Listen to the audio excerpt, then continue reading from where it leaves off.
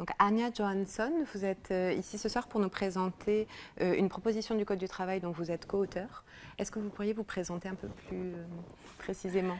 Oui, alors je m'appelle donc Anja Johansson, je suis universitaire de Strasbourg plus précisément et je fais partie du GR-Pacte, le groupe de recherche pour un autre Code du travail. On est une vingtaine d'universitaires de toute la France et nous avons donc écrit ensemble cette proposition de Code du travail. D'accord. Voilà. Pourquoi pensez-vous qu'il était nécessaire de faire une proposition de Code du travail ?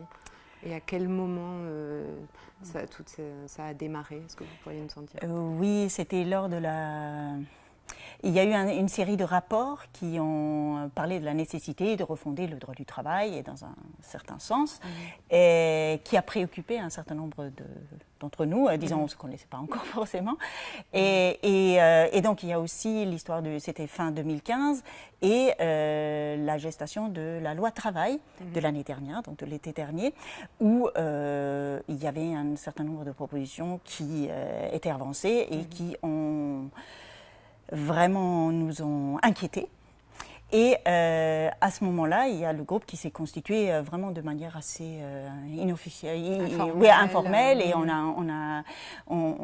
chacun s'est joint au groupe à un moment où il a eu connaissance, etc. Et donc du coup, c'était en réaction pour faire parce qu'on parle beaucoup on voulait simplifier le droit du travail, mais simplification dans le sens de la loi travail et aujourd'hui des ordonnances du 22 septembre de cette année. La simplification, ce n'est pas vraiment le bon mot. Il s'agit de dérégulation, de flexibilisation, de réduction des droits des salariés. Donc nous, notre objectif avec cette proposition, c'était de montrer que une simplification du droit du travail est peut-être nécessaire, et elle est possible, mais elle est possible sans sacrifier les droits des salariés. Ça ne veut pas dire... Donc notre proposition, on n'a donc pas repris le Code du travail tel qu'il existait. On a commencé sur feuille blanche. Avec nos connaissances, on s'est réparti le travail. On a travaillé en binôme. On a consulté d'autres enseignants-chercheurs qui n'ont pas rédigé, mais quand même, on a consulté les organisations syndicales et on a rédigé en fonction de ce que nous, on souhaite être le droit du travail. Et on souhaite montrer qu'il est possible d'avoir un code du travail qui soit protecteur du droit des salariés, qui soit simple d'accès, disons que tout le monde puisse y accéder, qui ne soit pas d'un volume trop important, mais donc qui préserve, c'est ça l'essentiel, le droit des salariés. Et c'est ce qu'on a fait ensemble. On a eu des discussions, on vient d'horizons différents, mais on a donc aussi fait plein d'échanges, mais on a voté à certains moments pour les prises de décision. Oui, voilà, sur des questions cruciales. Et donc on a rédigé, c'est à la manière d'un code du travail, ce sont des articles, c'est prêt à l'usage, disons, et vraiment une alternative. Oui, simplification, mais pas en sacrifiant les droits des salariés. Parce que pour nous, le droit du travail, la raison d'être même du droit du travail, c'est quelque part la relation entre l'employeur et le salarié qui est intrinsèquement déséquilibrée, parce que le salarié, il travaille pour son salaire, il est subordonné. Et donc le droit du travail, historiquement et intrinsèquement, quelque part, il tend à rééquilibrer ce déséquilibre. Et là, avec la loi travail de l'année dernière, avec les ordonnances maintenant de septembre, on fait exactement l'inverse.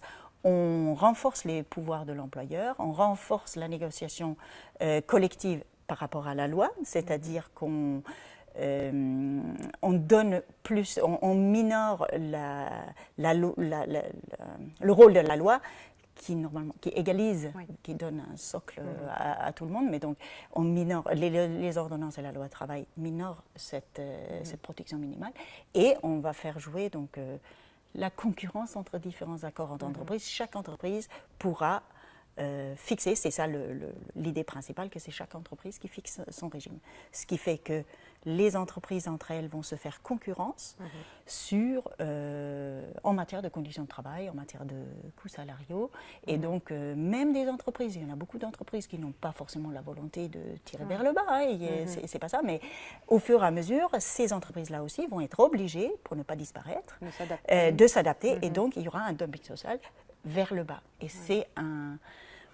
pour nous, il s'agit d'un choix de société.